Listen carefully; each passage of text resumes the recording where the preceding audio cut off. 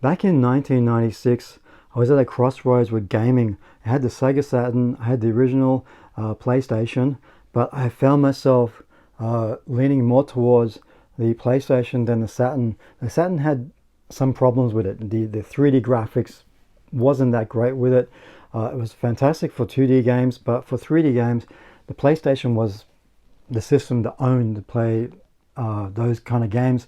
You can compare the original Tomb Raider on the PlayStation to the Saturn, and there's a massive difference. So I was actually at the stage where I was thinking seriously about selling my Sega Saturn and games because I had lost faith in Sega altogether. And I remember this day back in 1996 in the Brisbane CBD in the Maya Centre. I think it was the fourth level. There was a Mr. Toy World, and across from that they had like a game shop. A massive amount of PC games back then. Small section for PlayStation, Nintendo, and Sega. And I think they sold some radio control colors and stuff like that. And I remember being in the store this day when the Sega Aussiesoft rep walked in the door and just started talking to us, and he said he wanted to show us the demo of Nights into Dreams. At that stage I didn't know what that game was. Look, there wasn't the internet. I didn't have you had to wait here in Australia for like 3 months before the game magazines would get to you from the UK and America. There's like a 3 month gap, so you're always behind in the news.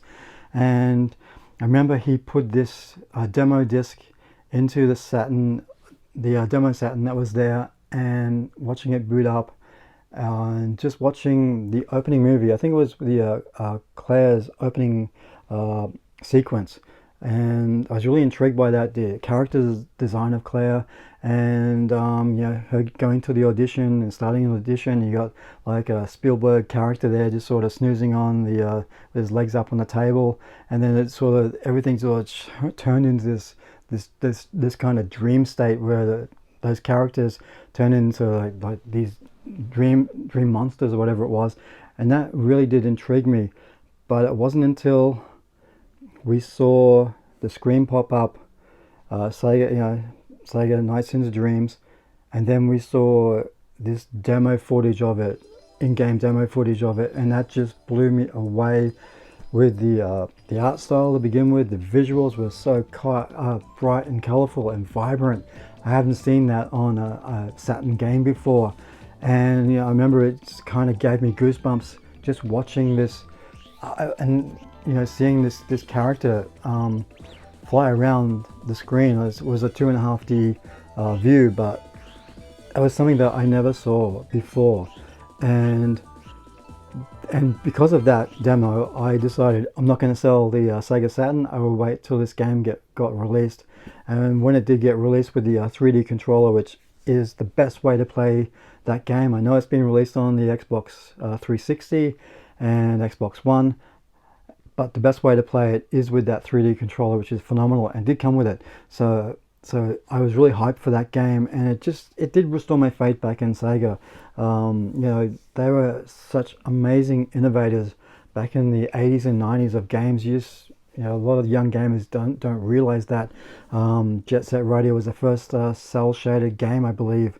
That was phenomenal. You got games like Panzer Dragoon, Nights into Dreams, even the Sonic games, to try and take Nintendo on with their mascot was phenomenal.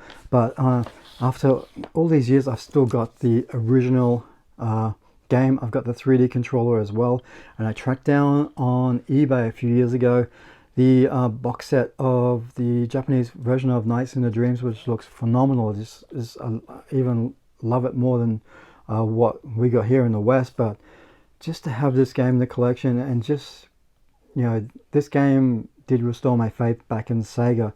And I would go on to get the Dreamcast, which was probably my favorite Sega machine of all time for sure.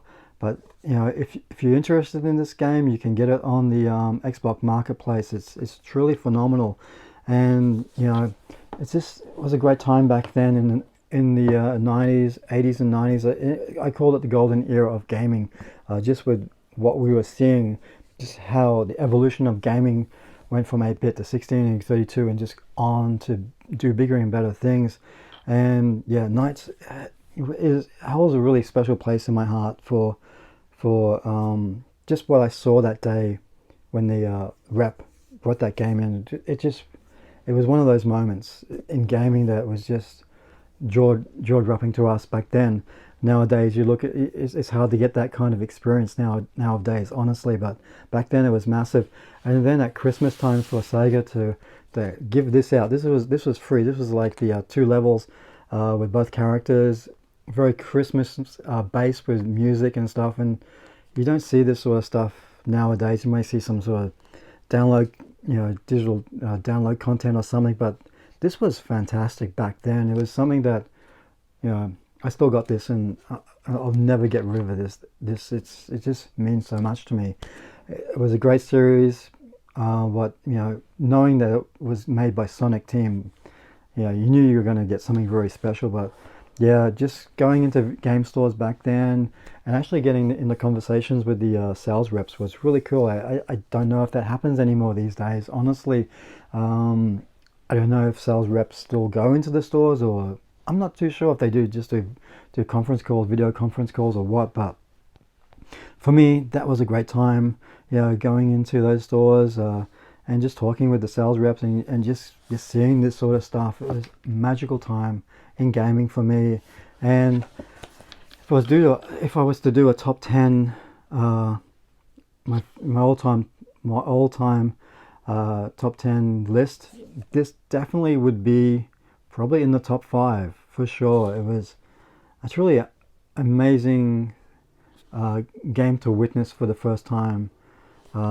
It's something really special, and I don't get that with modern games anymore. I notice it's more with this sort of stuff when it was all new, all different. And when Sega were true innovators in the gaming industry. So yeah, fantastic game, highly recommend it. I can't believe I still got it. I got rid of my Saturn a long time ago with every other game apart from this and the original Tomb Raider, believe it or not. But I didn't know I still had this in the collection. That's another thing. I found this in a box. I thought I had got rid of it, and I opened this box I probably didn't open for maybe 10 years, and this was in there and the controller was in there. I'm so glad that I had this still. So yeah, it was a great game, honestly. So hey guys, see you next time. Bye.